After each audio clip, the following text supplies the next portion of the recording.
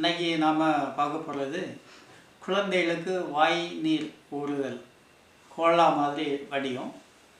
அதை எப்படி சரி பண்ணலாம், என்ன செய்யலாம்னு சொல்லி இன்றைக்கி ஒரு வீடியோ பார்க்க போகிறோம்.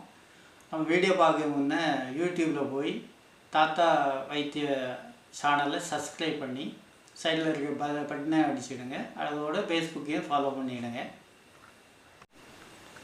50 கிராம் தாண்டிக்காய் பொடி வாங்கிடுங்க.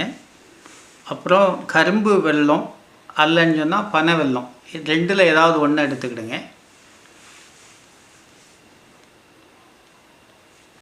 பொதுவாக இந்த வியாதி பித்த சரீரம் உள்ள குழந்தைகளுக்கும் கப சிலத்துவான்னு சொல்லுவாங்க, அந்த சரீரம் உள்ளவங்களுக்கும் இந்த வாய் நீர் ஊறல் கட்டாயம் இருக்கும்.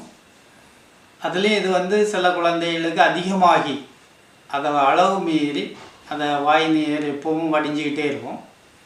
இது குழந்தையிலேருந்தே சில பிள்ளைங்களுக்கு இருக்கும்.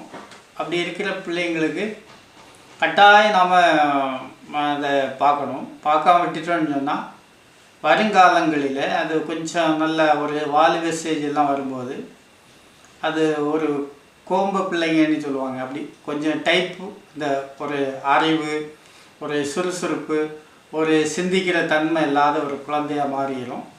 ஆகையினால நீங்கள் குழந்தையிலே இந்த குழந்தைக்கு என்ன செய்யணும்னா அந்த மருந்துகளை கொடுத்து தக்க நேரத்தில் அதை குணப்படுத்திடணும்.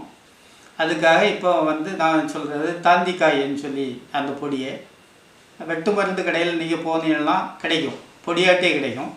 அதை மாசிக்காயின்னு சொல்லுவாங்க. இந்த தாந்திக்காய் பொடியை நீங்கள் 2 கிராம் வாங்குங்க, எடுங்க.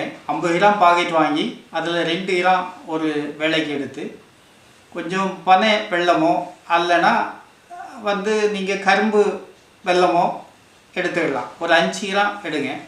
எடுத்து இந்த 2 கிராம் தாந்திக்காயோடு சேர்த்து மசித்து அதை ரெண்டையும் ஒன்றாக்கி உருவாக்கி அதை ஒரு நாளைக்கு 2 வேளை தினமும் கொடுங்க. எந்த பத்தியமும் கிடையாது. அந்த குழந்தைகளுக்கு சீக்கிரமாக அந்த வாய் நீர் ஊறல் நின்று அந்த வாய்வுகளுக்கு நின்றுடும்.